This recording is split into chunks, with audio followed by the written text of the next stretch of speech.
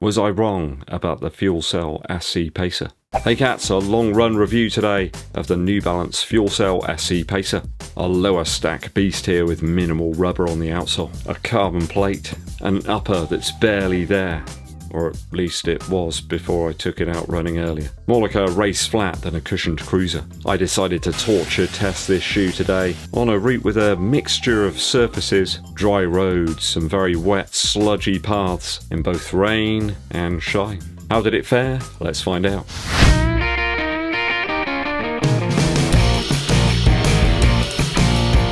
Welcome to the channel, new and old. If you're yet to do so, hit that subscribe button and hit the bell for notifications when I launch the new videos for you. A big thanks to all the members that subscribe to the channel and help to support us on a monthly basis. And to all the super thanksers recently that have been helping to keep the shoe supply nice and sustainable. Give this video a thumbs up like and also share it with your running buddies. Today in question is this strange shoe from New Balance, one I picked up earlier in the year with my own Earth credits. It's one that I gave a pretty damning review of after my initial runs. Only 7.7 out of 12. It's about 64% or something. Probably one of the lowest scores for any shoe this year. I've revisited this one today to see if I can get a bit more value out of it and answer the question, was I wrong about the SC PACER? My route today was 10 miles, around 16.1 kilometers in some blustery conditions at times. Bright sunlight, we had a little bit of rain, some grey, overcast, cloudy skies, and practically everything in between that. A varied route from my normal one to take in some additional overhead protection from the trees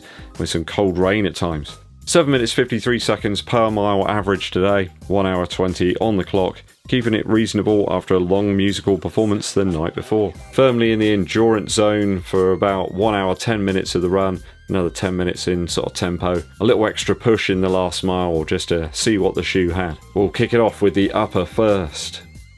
To wash my hands now. It has to be said that the toe box does little to protect your feet.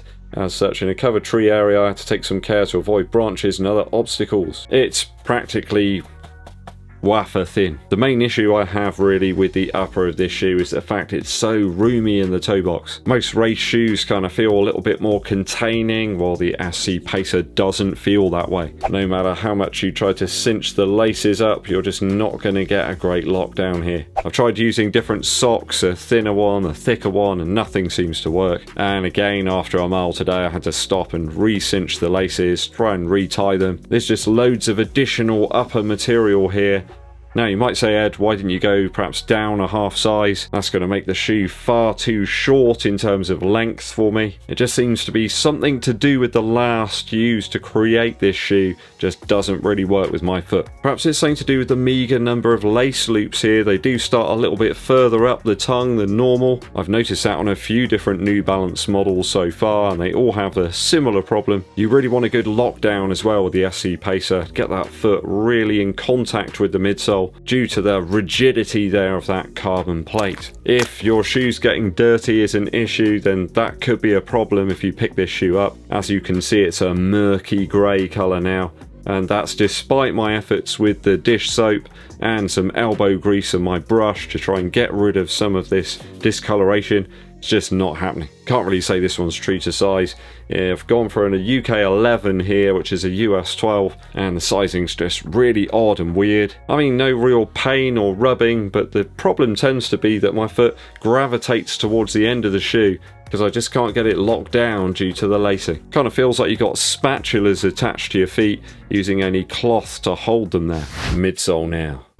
Now, midsole-wise, the lower stack of the shoe wasn't really something I was that adverse to in my initial review. Today it felt perfectly serviceable on a longer distance. Now, I say serviceable, I don't mean it was fantastic, I just mean it's a shoe, and I managed to run a longer distance in it. Now, you may say, Ed, the shoe's not intended to be used for a longer distance. Well, I don't agree with that. Some people have used this to run some very fast times, even in the marathon. So I think, why can't you use any shoe to run any distance, as long as it's comfortable? I mean, you could go and run a marathon in a Jordan 1, couldn't you? Probably wouldn't be particularly comfortable though. Still a shoe. You could do it. Probably choose a Jordan 1 low, but Yeah, it's not going to happen. At moderate pace, certainly the shoe still wants you to land mid to forefoot. It does necessitate a faster cadence as well. I mean, when you've got the carbon plate, which is directly below your heel here, you're not going to want to spend all that much time in that part of your foot. If anything, it's going to like train you to run more mid to forefoot. And if you used it on a regular basis throughout your weekly training, I think that probably happened. Perhaps a good shoe option if you're going to run a longer session with some faster blasts, maybe some reps at a certain pace here and there. I did find myself cranking up the music a little bit later on and really enjoying the Fratelli's first debut album today and just letting rip in the SC Pacer, and it felt a lot more nimble than I recall. I think the lightness of the shoe is a big benefit as well. It's about 224 grams in my UK size 11.5, so if you're a very slight or lower weight runner, this one could be a good option for you for some middle distance. Heavier built runners, I think, will probably want to avoid this one. I think that midsole foam here is going to bottom out quite quickly. The main reason being due to this sort of arc they've cut out here from the midfoot to the heel. There's just not an awful lot of foam back there in the rear of the shoe. I've read reports in the sample size is about 28 millimeters of stack in the heel. I've got a little bit more than that here. It's about 31, but it really doesn't feel like that. It's a very low to the floor shoe. Either way, it felt a little better and more cushion than I recall from my initial runs, though it does make something like the Adios 6 or 7 or perhaps the Takumi Sen 8 feel like absolute mattresses. Comfy ones at that. This is certainly more like the firmer cushion that I felt in the FUELCELL Rebel original. Certainly not something like the Streakfly that's much more compressive than this one. Those who have worn the Takumi Sen 6 or 7 from a few years back will perhaps find a more familiar friend here, but the Adizero shoes had a far more crafted upper.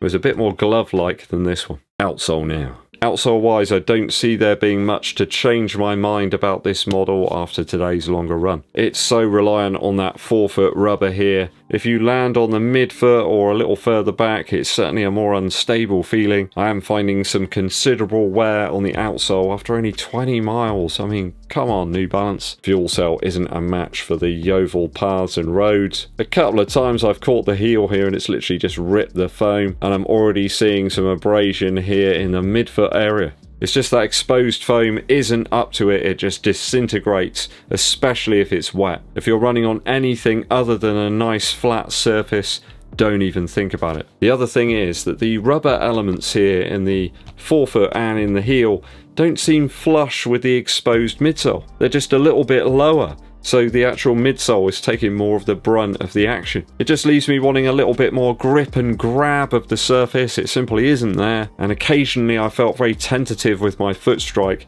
which is really annoying, especially when you're trying to turn up the pace. All of this leaves me wondering how New Balance can think that the shoe is worth $160 at retail. It simply does not shape up when you compare it to the Adizero Takumi Sen 8 or the cheaper Streakfly in any way. Both of those models offer a more varied use case and better durability, improved outsole performance over the SC Pacer. Would I race in this shoe?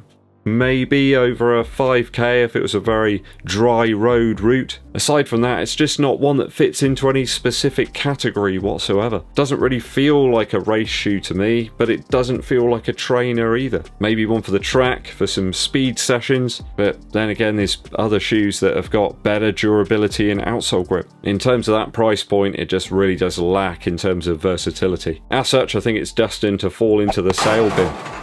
In fact, it already has when I've just checked. Only 104 Earth credits now over at Wiggle, and there's a multitude of sizes. I think you're better off grabbing a discounted Streakfly from Nike or a Takumi Sen 8 from Adidas. There's loads of those on sale right now. So was I wrong about the SC Pacer from New Balance? No, I think I was pretty much spot on with my initial review. What will I do with this now? Heaven knows. Did you pick up the SC Pacer? Did it work for you? If so, that's great. Let us know down in the comments. Musical interlude for you. This is one of my favourite live performances of rock and roll that you can find out there. You know, I like listening to drum and bass, early jungle, but I always seem to gravitate back to rock and roll music. But the version of Sea Cruise by Johnny Rivers, back from round about 1973, is the pinnacle of all of it. The band are in inspired form. There's a fantastic piano player on this one. He's beating the keys into submission. And there's this beautiful Gibson guitar that Johnny Rivers is playing. The tone from it is just magical. It's a bit like a Karamak bar. Great brass section there, and the drums just do exactly what it needs to do all the way through the track. Johnny Rivers' voice is sounding great too. I really love his Whiskey A Go Go album, but here it's sort of matured a little bit more and he's just in total control, and it's just this fantastic show style performance. Go and check it out on the link in the description. It's on YouTube. It is fantastic. The channel Music Aladdin put up loads of cool live performances from loads and loads of different years and different areas. Fantastic stuff. Let's hope they keep putting more gems up there for us to enjoy. Sea Cruise from 1973 by Johnny Rivers. Thanks for tuning in, people. Always appreciated. Hit that subscribe button and click the bell below for notifications. Come and follow me on Strava as well. I'm sure you can find me there. If not, use the link in the description. I am on Instagram as well if you want to check out pictures of shoes. That's a place you can go. Give this video a thumbs up, like, and share it with your running buddies. My name's Eddbud, and I'll be seeing you